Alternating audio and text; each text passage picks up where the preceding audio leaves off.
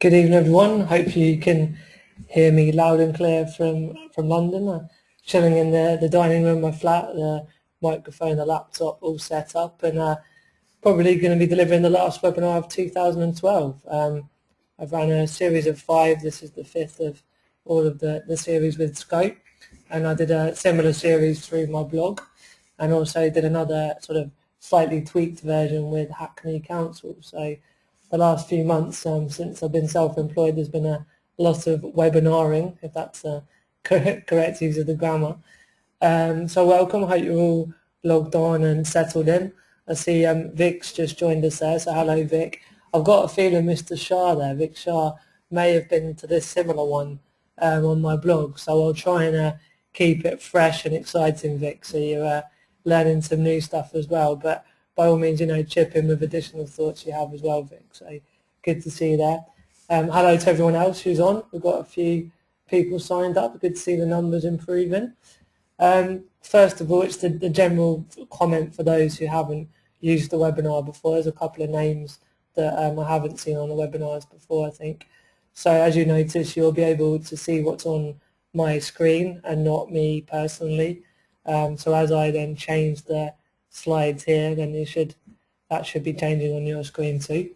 And you've got a chat box, so if you want to say anything to me, write a little message, and there's a Q&A at the end. So for those that have been aware and online before, obviously I'll go through my slides and then we'll do the Q&A at the end, and it gives you a chance to home in on anything that I didn't explain properly, or something you want to be clarified, or to even make additional points that maybe I haven't covered as well. So the chat box is there, and if you want to have a little test run, by all means write in the box where you are in the world, maybe something like that, or what you had for dinner, whatever you fancy. But yeah, basically if you want to have a little type in that chat box, and we'll make sure everyone's all settled in and logged on and knows how to use the technology, that would be fantastic. We've got a yo from Vic, so he's obviously not going to share where he's from or what he had for dinner, but he's still saying yo nonetheless. And welcome there to Aaron. I've just been explaining, Aaron, how the technology works, and the fact that you don't see me on a video link up. It's actually the contents of my desktop on my screen, and as I change the slides, then that will change on your end as well. And there's a chat box for you to ask me any questions too. So I think we'll get cracking beyond the technology part, but if anyone else joins, I'll be able to bring them up to speed anyway. So the age-old little introductory slide, I might freshen that one up a bit in the new year. I'm getting a bit bored of that cheesy Blue Peter style picture, but that's the guy chatting to you at the other end. It's got a couple of questions coming through. So Rachel's saying she's in the wilds of West Wales enjoying the time travel, and Alan's put Wales jacket spud. So it's good to see that. I know that Alan actually is from Wales as well, from prior to this webinar. So hello Alan, and welcome mate. So now we've done the technology, the where we're from and what we had for dinner, and Vic apparently had frog's legs, which sounds disgusting, although here they do taste like chicken. But anyway, we'll move back to the slides. So yes, I have SMA, spinal muscular atrophy, master's degree from Coventry Uni, live independently in London, hectic social life, world traveller, as we'll touch on those two as part of this, part 5 of the series, which is on leisure and travel. Lots more core plans for life. And why is that relevant? Well, very much of the content of this is using my personal experience. Obviously I can and will draw on other people I've talked to, whether that be friends or through my online antics of blogging and everything in the magazine. But essentially, a lot of the content I am able to draw from personal experience, but with a view to you guys on the other end being able to take away the sorts of strategies and approaches that I've used to apply it to your own world and your own goals and your own barriers and your own situations. So it kind of starts with what I've been up to and what I've learned, but it ends with applying it to your lives. Also professionally, we touched on I think it was webinar 2 on teenage years, about work experience and how that was essential for a foot on the ladder into the world of work. Obviously, there's been a lot in the news today about unemployment and everything like that, and I've been sort of advocating for a long while that there is a big need more than ever to get general experience in the world of work, but also as a disabled person, I think to learn about limitations and understand the barriers that are in the way, and then finding strategies around work is very helpful within work experience, because obviously it's a bit less pressured as well. And I did a lot of my work experience while I was studying at uni, so that's a kind of generic where I got a bit of admin experience. But kind of professionally since university, I was a full-time fundraiser at Scope, started in direct marketing and moved up into more sort of strategic role of matching the services that they ran with all of the different fundraising teams. But I've done training, campaigning, media work and research as well at Scope. So I had 5 great years there. I've also done some freelance journalism for Disability Now and currently run the magazine Disability Horizons. I've been the personalisation ambassador for Hackney Council, and that's sort of been quite involved with running the webinars, doing speeches, other media work to help service users and service providers understand what personalisation and direct payments exactly are and what they mean. And in fact, at the moment I'm recruiting for new PAs, so I'm, as everyone is, we're all learning new things as we go, but all of this is about giving a platform to discuss these issues and learn from each other and help people apply it into their situation. And obviously social media and new media, so things like webinars and e-learning courses coming out in January 2012 and so on. So yeah, in the present day I'm running my own social enterprise. The general aim is to change the world for disabled people and getting there slowly but surely, and using social new media to combine all of the above. We'll now move on.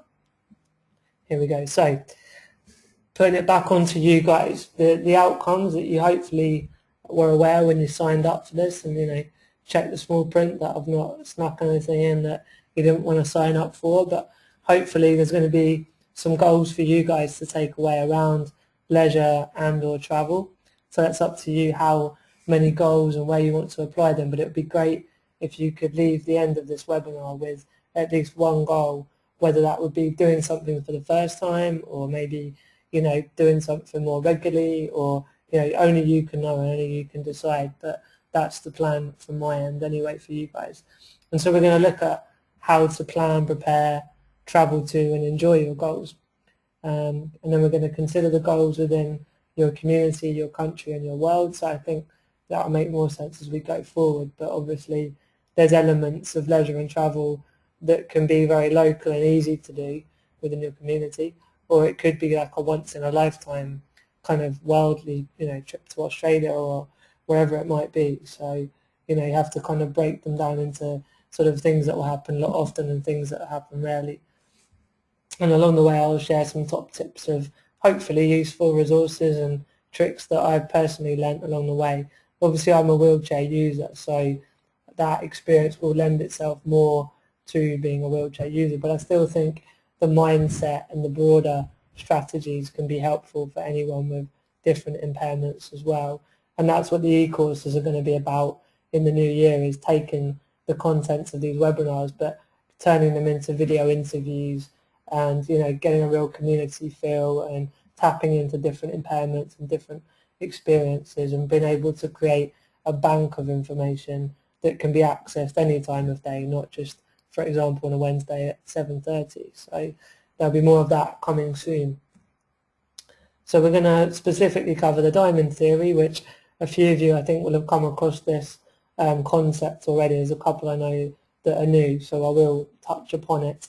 But essentially it's a theory that I've written to try and help disabled people or non-disabled people to understand about achieving life goals when someone has a disability, and then how the theory is applied to this topic. We're going to consider the barriers that are relevant to you, find some solutions, and then we'll have the Q&A. So, the disability diamond theory. As you can see at the bottom right, there's a link which you can't click on because this is coming up through the GoToWebinar software. But essentially, if you go to martinsibley.com and then the philosophy site, philosophy page, then you're able to download the PDF for free, which is a 20-page book that explains it properly. But to just sort of walk and talk you through it very briefly, having created the sort of topics for the webinars that I've been delivering, they were around, as you go on the left side of the blue diagram, we've got parents of a disabled young person, the teenage years, independent living, which I broke into 2 areas, and then life, fulfillment, adventure, which sort of covers today, which is leisure and adventure and travel. But what I wanted to do was take those life stages going up, and as you can see, they kind of get broader and broader. So the early years, from my mind, the 2 key areas were education and social inclusion. And then into the teenage years, there was still being sort of involved with social inclusion, education, but then looking into work experience, as I touched upon a little while ago. And then as you go into sort of transition, coming out of the teenage years and you're looking to move into your own place and everything and live independently, then there needs to be goals fulfilled around employment, if that's possible, and then obviously a person is financially sustainable, housing, so you can live in your own place, having all the right equipment and transport, and these are all the things we talked about. I think it's about a month ago we did Independent Living Part 1, and then a fortnight ago we looked at personal care and how to recruit and retain PAs and how that can enable someone to live independently. And I think the bigger picture of all of this is all of those earlier parts, both in growing up and then becoming set up independently, are all the foundations and the platforms that any person has to go through. But obviously there's a lot more involvement when somebody has a disability. And the idea should be around not just working, but then having career progression. So enjoying your job and going up the ladder and earning more money and having more responsibility and, you know, people realizing their own potential. But also the same around, you know, leisure and adventure and travel. So obviously that's where it links into today. But as many of you will know, if any of those other independent living goals are pulled out in a moment from underneath someone, then that top part cannot be accessed. So there's a constant maintenance of those lower parts of the diagram. But to my mind, the point of it should be about living life and having fun and enjoying the job and seeing your friends and family. And then on the left, we've got the philosophy, which is to set aspirational goals. As I said, not just to be employed, but to, you know, be the best within an industry, to identify the barriers that are in the way of getting there, whether that's disability related or not, but essentially to find solutions and grab life. And then the resources that we'll look a bit through in the next few minutes will be around having the right knowledge, having the right mindset, having the right people around you, whether friends, family or professionals, having the right technology, having the funding, because obviously some of these things will cost, and sometimes, but not always, looking to campaign. I think absolutely, especially at the moment with the government carts, campaigns are vital. But if a campaign ends up consuming a person and becoming all that they live for to change society and change the government policies, then actually it can detract from looking at day-to-day life and finding practical solutions to get on in everyday work, in an everyday sense in the meantime. So that's the diamond theory in a kind of nutshell. If you have any questions on that, do type them up. I'll maybe deal with them at the end. Or obviously afterwards, you know, get in touch if you have any feedback or any elements around the diamond theory you want to touch on. So the 2 goals, I think it's generally in life, again, it's about being included. When someone has a disability, I think the utopia is inclusion, but also to be appropriately supported. And so when I did the webinar for parents of a disabled young person, there's a constant tussle between having their child in inclusive education, but if their needs are so high or it's very difficult to access mainstream curriculum, then there's the sort of necessity of having the appropriate support as well. And that's a balance only parents and an individual disabled person can ever make applied to different situations. But I think that the utopia is inclusion with the underpinning appropriate support. And so when we look at leisure, I would define that around more regular and local activities, and then travel to be special occasions and further away. So an example of leisure would be the cinema or going to the pub or just catching up for coffee. which I think people should and should be able to do very regularly. It could even be friends coming round the house, but just having that social interaction and leisure time. And obviously travel would be maybe like a day sort of further afield in the UK if you're dining in from the UK, or within sort of a local area. And I think, yeah, probably it's more likely to be a sort of weekend away further afield, or a trip around Europe, or possibly a week's holiday in the Canaries, etc., etc. So they're the goals. The goals are to access leisure and access travel. So then we need to look at what the barriers are. And I've used this definition quite a few times. I'll quickly read it out. A barrier is anything that prevents a person with a disability from fully participating in all aspects of society because of his or her disability. And it includes architectural barriers, physical barriers, informational barriers, communications barriers, attitudinal barriers, technological barriers, and policies or practice. And for those of you that have read the ebook or been to my webinars before, I kind of streamline that down and talk about them more in terms of physical access. So when there's stairs, I can't get up in my wheelchair, but when there's a ramp or a lift, I can. So I'm not actually disabled at all. I'm very able to get into that building, and the access issues don't cause a problem. The second one is attitudinal. So when, for example, a bus driver has a bit of an issue around getting the ramp out and sees that maybe there's a bit of a hassle or something, then that would disable me. But if they're fully open and cooperative and trained in general customer services, then their attitude won't disable me, or could disable me rather. So yeah, that's the second one. The third one is around policies and procedures. So if you look at employment, and I would need extra time if I had to undertake a test as part of an employment or recruitment process, and if their policy or procedure allowed me to have that extra time, they could still kind of mark me and look to employ me on merit of my ability to do the job, but just allow for that extra time due to my disability. So again, that policy or procedure can disable or otherwise. But all of these different three areas are barriers that disabled people come up against. So I want you to now spend a couple of minutes in having a bit of a think. What are the barriers when accessing leisure and travel?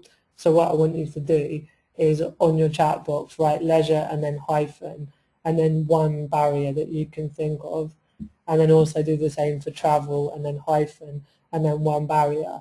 And by one barrier I don't mean the three categories I've just said, which is physical, attitudinal and policy and procedure. I mean an actual kind of example or a specific barrier within those areas. So I'll give you a minute just to have a think and to type that up. And I'm just going to put you on mute a second while I have a swig of water.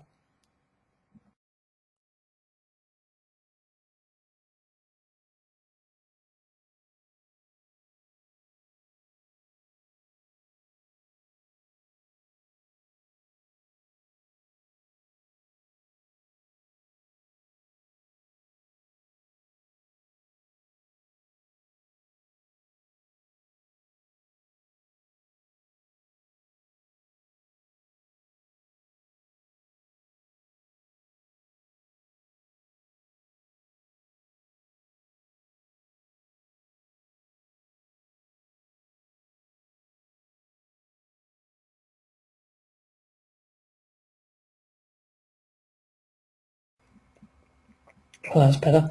I can still see Vic's last comment about having frogs later. Just reminded me because I had a frog in my throat as well. But it's feeling a bit better after that drink of water. There's not a lot of activity coming on here though. Anyway, I've got one coming in. That's good. That's good. Vic's got deja vu, but as I said, Vic, you did attend a similar one through my blog, so it's good to have you back, mate. And feel free to mix up your barriers. Maybe go for a different barrier to the ones that you did last time. Okay, so Rachel has said leisure, the attitude of booking staff when informed about impairment. So, and then she said example, you can't do that. Be interested in Rachel to, if you don't mind, mentioning what your impairment is, because it would be interesting to see the take on that as well. Alan's put leisure, getting transport in first place. So that's actually very interesting, isn't it? Because there's, we could look at this as a goal around getting into the cinema, but actually Alan's right that, yeah, if you can't get the transport from your house to the cinema, then it's all a little bit irrelevant and sort of pointless in a way. So I agree with that. Transport is a massive barrier to actually getting to the place. Rachel, and I assume that's cool to read this out, Rachel. In terms of what your impairment is, I'm sure you would. Yeah, okay, sure. She said she has one hand and mobility impairment. So yeah, I assume you're sort of talking about if you're looking to book up something local and leisurely and you mention that, or they're talking to you and see your impairment and they just feel that it's not possible. And that would definitely be an attitudinal barrier as well. So that would fit under our second category. Arguably with Alan's, that could be physical or attitudinal, because the getting the transport might be that there just simply is no transport available that's wheelchair accessible, but equally it could be that there are buses that could get you where you want to go, but then there's always issues around getting on the bus if the drivers have a bad attitude, or maybe booking a taxi but them being unreliable as well. I mean, I'm to be honest talking from personal experience there as well, but both those are very much valid. Rachel's put barriers to travel, different legislation. Example, in the UK you can hire a car, and in Ireland you can't. That's really interesting. I haven't heard of that one actually, but I guess that does make sense how every country is going to have their own laws and procedures and maybe even like insurance policies and all that sort of world. But yeah, that's very, very strange, isn't it? And they won't allow me to use steering adaptation. So yeah, that's going to be a barrier to travel in terms of if you want to go to Ireland, and be interesting to know how France or other parts of Europe would be as well actually. But that's definitely a big barrier to travel as well. Vic's put the cost when you have to pay for PAs to attend events with you. Yeah, another very, very valid point there. We'll touch upon some of the kind of potential discounts and things to bear in mind on that well, which I'm sure you have used in your own sort of environment, Vic, but there clearly are other times where there aren't discounts and concessions, and so if you have to pay for two people, it's not really fair. Okay, I think there's a few more that are sort of echoing those similar sentiments really. Just scanning down the list. But no, I think that's sort of so Vic's just put boo Shaftesbury Theatre. Okay, so I'm assuming at the Shaftesbury Theatre they're not good on the concession front. I thought you were just saying boo to me for a second.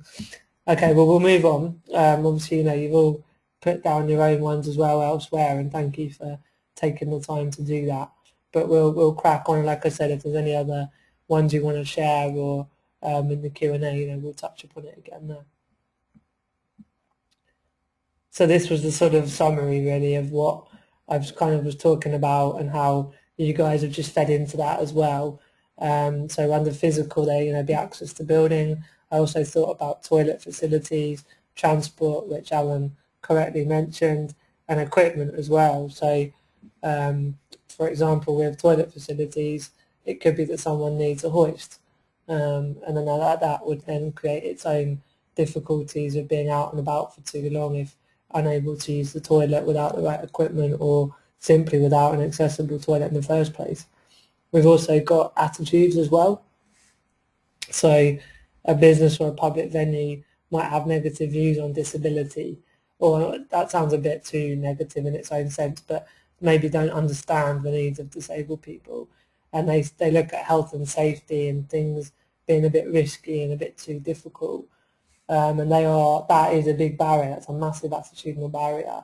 And so when we come on to the solutions, they're the kind of things you have to think about. Well, if that happens, do I just turn around with my tail between my legs and don't bother, or do I challenge that perception and calmly and collectively explain why that stance is wrong? So we're seeing the bigger picture. The goals are to access leisure or travel. then these are the barriers that are stopping people from getting to them, and then that will evoke the discussion in a minute about what the solutions are. So we've also got individual staff members as opposed to a whole company having those sort of negative views, and also peers as well. Sometimes I've been able to go out to places because my friends are very willing and able to help me, and they're cool with helping buy me a drink or even go to the toilet or whatever it might be. So there's definitely something around peer groups and friends sort of having that positive awareness and attitude to then enable you to reach your goals as well. Procedures, we looked at health and safety, and sometimes that will be an issue in its own right, but again, how can that be got around appropriately? Funding for personal support, which Vic kindly sort of prepped us for, and PA discounts as well. So that whole world there of the sort of additional cost of the PAs accompanying you, who you should pay, and is it sort of affordable as well. But I think also something I'm very, very keen to sort of ram home in all of my blogs and webinars and e-courses is around self-perception too. And, everyone has usual worries of going to, if someone's going to go out in London, will the tubes be running properly, or, will there be safety on the sort of streets in the dark? And, there's just general worries that people would have. And those, non-disabled people would then also create strategies so that they maybe check that the tube's running, or they don't go alone through dark alleyways and everything, So there's general worries we all have. Now, obviously, there are additional worries as a disabled person. And I think my whole message really is about that if you're confident and have the right mindset and are positive, then there's always ways to get around it. It's just about creative thinking.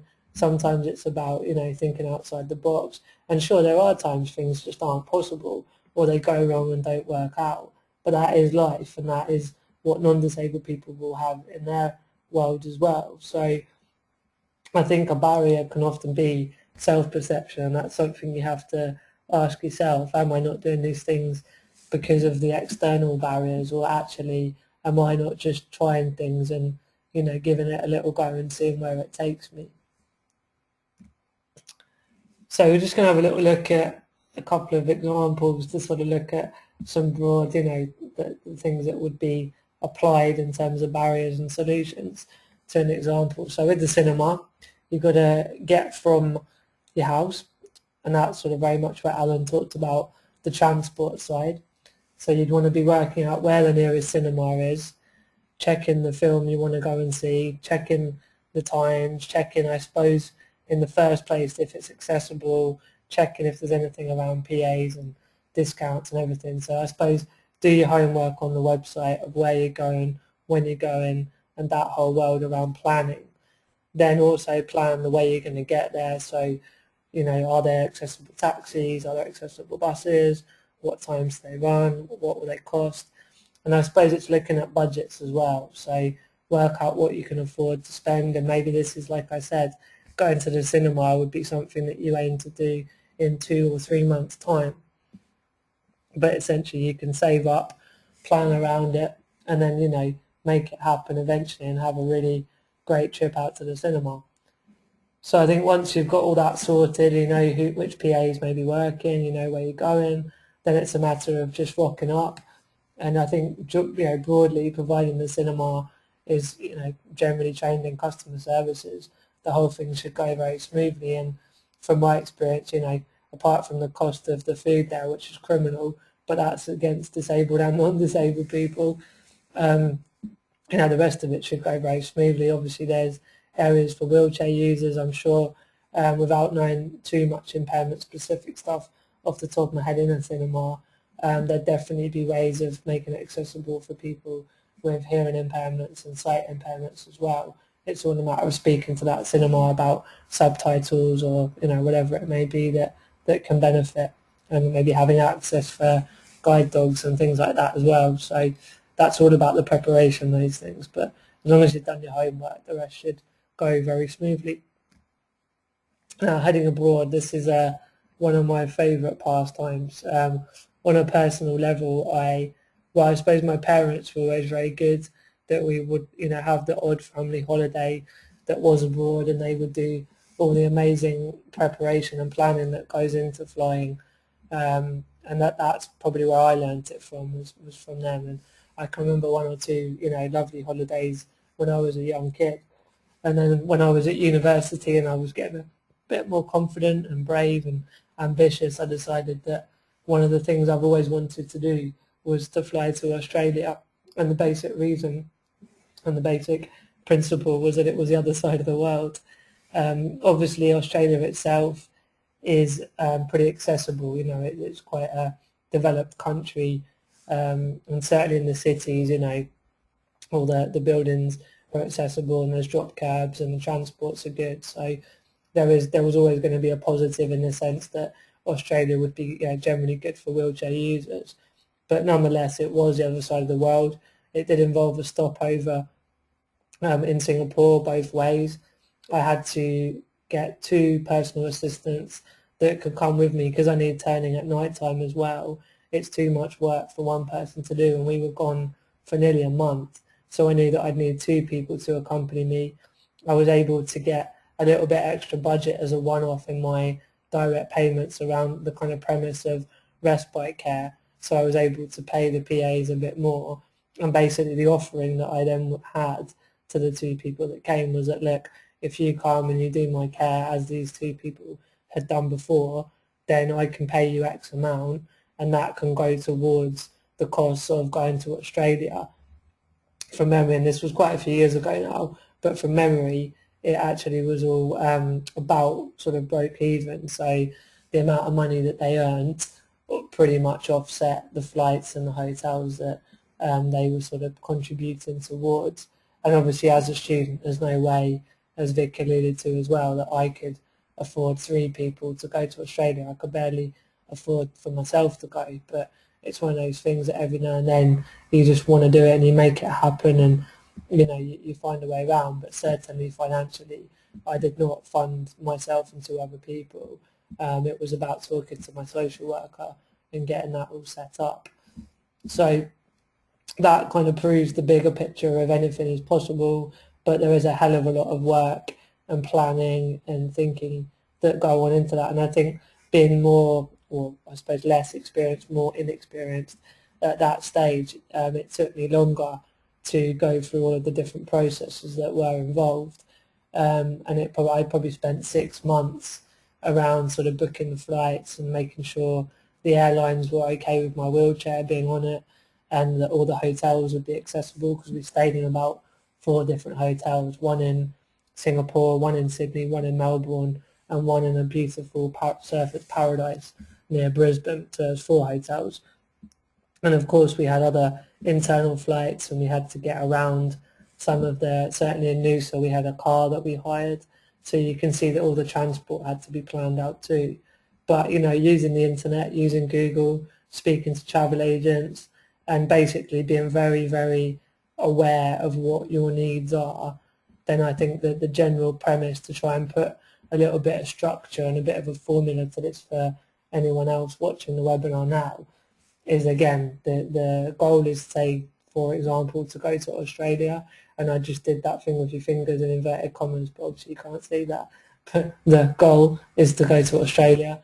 The barriers are all around getting on the flight with a wheelchair or possibly other impairments and what that entails, and then finding the solutions and the strategies to overcome each one of those barriers.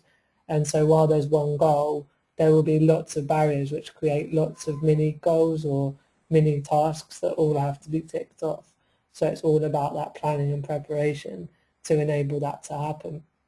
But in the end, I did it.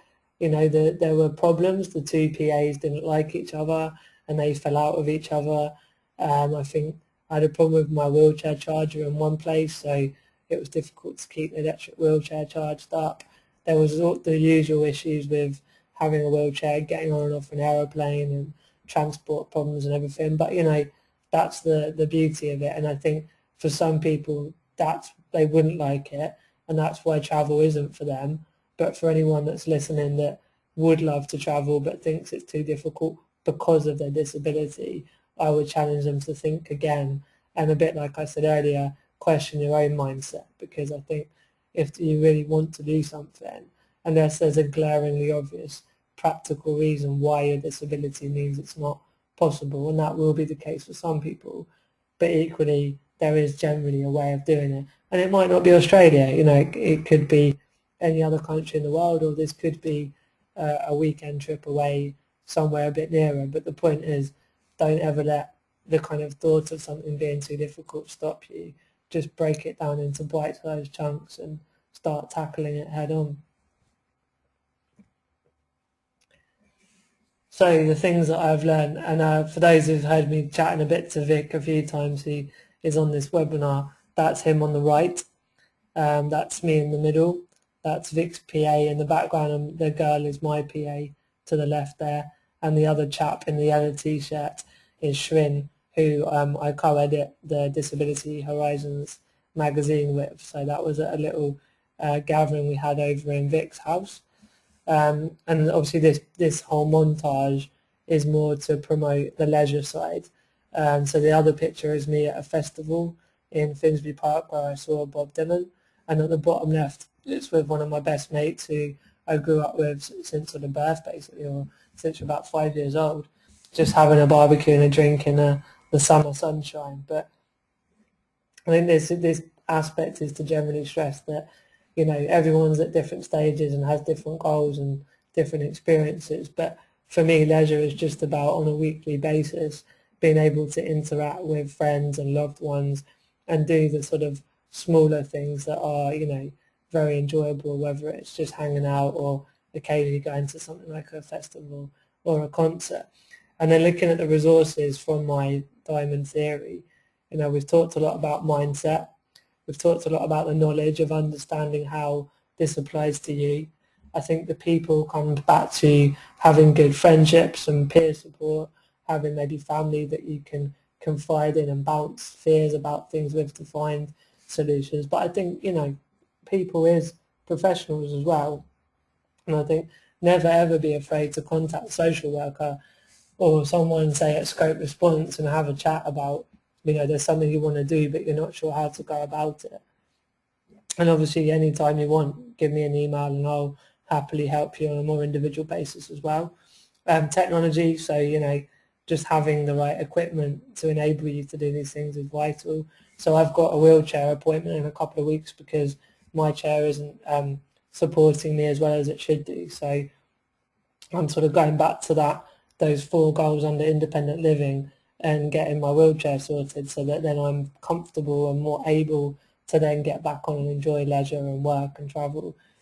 And then, funding, that's always a tricky one, especially in the current climate, but there are grants around equipment and there are charities that can help, and social services should fund reasonable care packages. So, never be afraid to ask for more money in your personal budgets, for example, to enable you to go out to do some leisure activity that is allowed, whether it could be something like physio, but it actually could be going to the theatre once a month.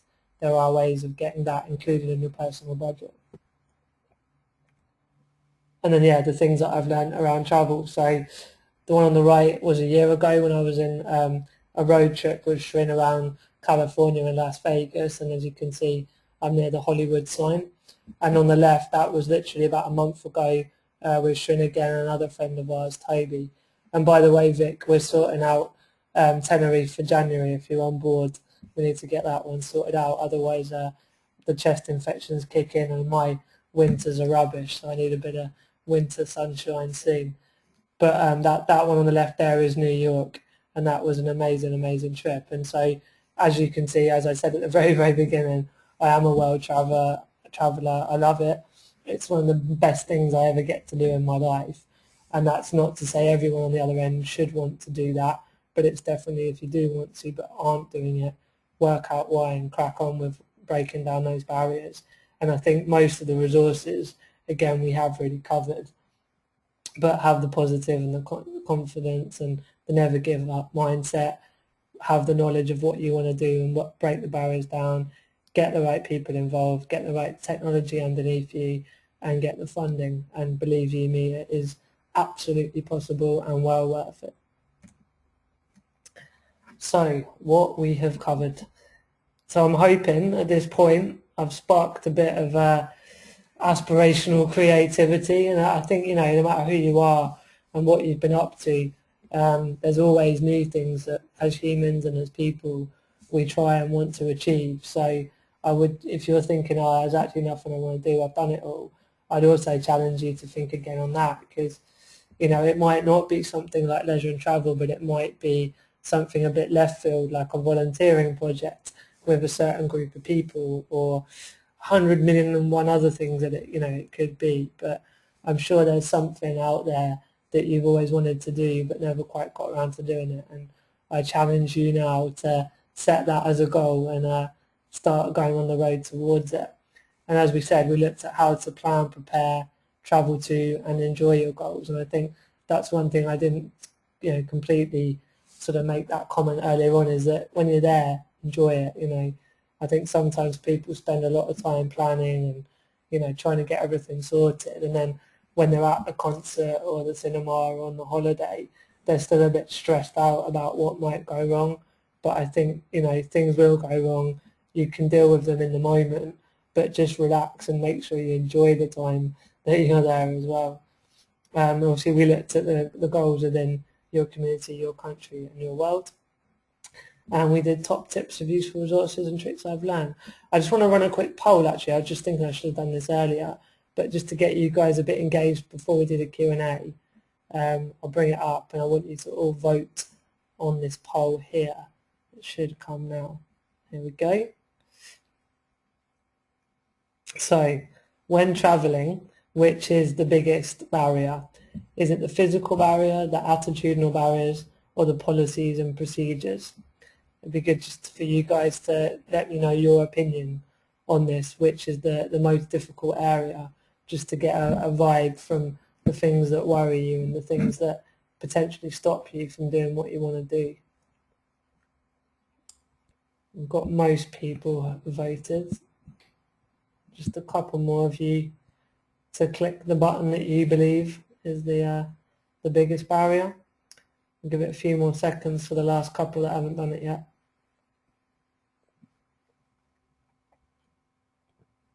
No?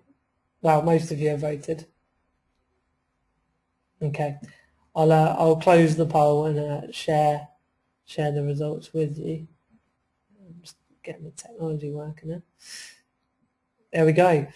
So you can see the attitudes were the main barrier in your guys' opinion, which I think when I've done this type of poll and general research over the past couple of years, I've got more into this work. That is probably about what everyone does think, because as much as I think we'd all agree physical is the most fundamental thing, that if you can't get on a bus or a taxi or a train, or you can't get in a building, then the whole thing is flawed. But often in this day and age, actually there is the right equipment and transport and physical access available, even if you have to sort of look around and do your research. But it's the attitudinal side, when, you know, if someone on an airplane or someone on a you know, bus or somewhere in a hotel, whatever it might be, is just not as accommodating, that's going to make the trip a lot harder. Or as Rachel said, you know, when you're booking, if the person isn't as helpful in that very first instance, that's going to make a big difference as well. So I tend to agree with you there, really, that the softer part of attitudes are the harder things to improve and overcome. Cool. So thank you for joining in the poll. As I say, that concludes the end of the presentation and indeed of the whole series. So thank you for everyone for attending, and I hope today's session was useful. There's a load of contact details, so if you want to drop me an email, phone there, Twitter handle, my personal website or blog, the magazine, which has really been picking up lately. It started off, you know, with very few writers and quite a few readers, but in only a few months we've really built up quite a community under that, and we've got lots of really great, interesting people writing for us, and the numbers are really starting to ramp up as well in terms of the readership. So please get involved and have a look, and also, you know, share it with your networks as well. There's some pictures there on Flickr of some of the travel antics I've had. And also at the bottom, there's the contact scope response line. There's the number and the email. And I think I see my role very much about sharing personal, lived, understood experience of disability and kind of, I suppose, like a lifestyle advocate and peer-to-peer support. But I'm not as trained in social work or the sort of nuts and bolts of some of the the areas around social care. It's much more lived experience. So I'd say that if you have questions around law and policy and things, then definitely get in touch with the Scope Response team. And I want to say a big thank you to Scope for commissioning this as well, because it's been a really fun and interesting and engaging experience with the audience that Scope has. So thank you for that as well. So we'll wrap up with a few questions. I don't know, have a look, see if any have come in already. At the moment, there's no questions coming in, so give it a couple more minutes if you want to start typing up anything. And obviously, there might be some people that want to make an additional comment that I missed out, or to make a general sort of agreeing comment that, for their point of view, they agree with any of the points I made. So by all means, agree or disagree. I'm happy either way. Okay, so Rachel said, do you just want questions on travel topic, or can you ask anything? I mean, this topic's on leisure and travel, so obviously if there's any burning questions, that's where we'll home in on. But by the look of it, no one else has got any questions, so I'm happy to take anything generally as well. If we've got another 10 minutes if you want to use that up as well. So fire away, Rachel, and I'm feeling slightly nervous now. What are you going to ask me? But yeah, fire away. But if any of the other guys there want to make any general comments or questions, then type them up as well, and I'll just hang on for a little bit longer. Vic, did you Photoshop that Hollywood sign? To be fair, it would be very possible to do that. But if you go on my blog and you find the video last November, then you'll see that I'm actually speaking and talking on video camera in front of that, which would, I think, be a lot difficult because I don't have blue screen or green screen, whatever it is, technology to fake that one. So no, it was not Photoshopped, you cheeky so-and-so. Alan put, I would agree with you that travel planning is a must, then go for it. So yeah, I think that I'm, by personality trait, I'm quite spontaneous. I don't like doing all the grunt legwork stuff. I quite like firing from the hip and just getting on with things. And yeah, I sort of feel that the planning side, it has to be a must, and I've learnt that over the time really, that if you don't work out where you're going and how to get there, and if there's any policies and procedures like discounts for PAs and stuff, then yeah, the whole thing's going to go wrong. So you really, really do need to do your planning and everything as well. Okay. So Rachel's saying, I'm interested in the webinar as a means of training and disseminating info. Presumably Scope are paying for this, but do you think there's a way to make it work commercially outside of Scope? Yeah. I mean, if you go back to my intro page, Rachel, the social enterprise I'm running is using new media, which is webinars and then eventually e-courses as well, to disseminate information and to train people. The difficulty, if we're getting into the more nuts and bolts of the business side, is obviously that charities and councils are going to have, sort of strains on their budget. So that's the difficulty. But I think the value is that people don't need to travel to a location. So you haven't all had to get in a car or a bus or a taxi and come to a location for me to talk to you.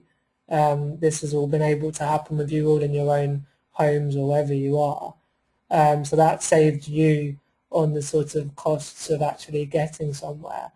And then in terms of Scope commissioning me, the value is that, yeah, obviously I can help spread information and training around getting out there and living life to the full as a disabled person. and it's very scalable as well. So with the webinar, you know, in a training room you might only have a few people, but there's been webinars I've done in the past that have had well over 50 people. So, you know, that all swings and roundabouts, but there's definitely a model there that I'm hoping to use as I go forward, but it's obviously going to take time, you know, for that world to move forward. So I hope that answers your question. I'm not sure exactly. Sorry, Rachel's just asking me, will people pay to attend, do you think? It depends really. I think it depends on the topic, and it depends on your target audience. If you're talking to disabled people who are out of employment and possibly in the poverty line, then no. And that's why it's great that charities such as Scope and councils and everything can pay for other people to attend for free. But if you're talking maybe about just career progression, then it's someone that by definition is already working and has disposable income, then maybe. So, but I tell you what, Rachel, if you want to talk more business, then drop me a line. We can have a Skype call sometime. I can tell you all of the conversations I've been having and all of the plans I've got for my social enterprise and how I'm using new media, things such as webinars, to do that. So we can have a bit more of a chat as well. So Rachel said, sure, I'd be very up for that. So drop me an email and we'll do that. But no, I mean, I'm happy to talk about it generally. But I think this is more of a niche conversation. So if anyone else out there has any other questions or thoughts, then I'll give it another few seconds or a minute. But I think, yeah, hopefully the way that I try to put a message out there is to inspire, inform and change. And so in this context, the inspiration is that I, as a severely disabled guy, managed to get out regularly and see friends and do nice leisure things, and also, you know, go on further flung travels as well. But they're not just to say, hey, if I can do it, you can do it too. It's also saying, what do you want to do? Don't copy me. Unless that's truly what you want to do. That sounded a bit harsh, you know what I mean though. But yeah, what do you want to do for your life? But then also helping give the information on how to achieve that. So it's not just inspiring people, but it's informing them as well on the ways to go about it. And then as a result, that changes society. That both enables disabled people to raise the bar and get out and live the lives that they want to. So that's social change there. But it also, with the next generation as well, hopefully of disabled people really coming up and through and, you know, going for it and getting out there and raising the bar over the next 30, 40, 50 years, then actually that's going to change non-disabled people's views and hopefully get government to see that the value that disabled people have for society, you know, is very high, and that disabled people can work and can travel, but they require an investment and support to underpin that and enable that to happen. So that kind of sums up everything that I'm sort of trying to achieve personally, and I'm working in partnership with great charities like Scope to get the message out there and to reach people like your good selves that have signed up today. So there's no other questions coming in, so I'd assume you're all good and happy and content. So I'm going to sign off. The video will go up, so you can always play the video back if there's anything else you wanted to recap on.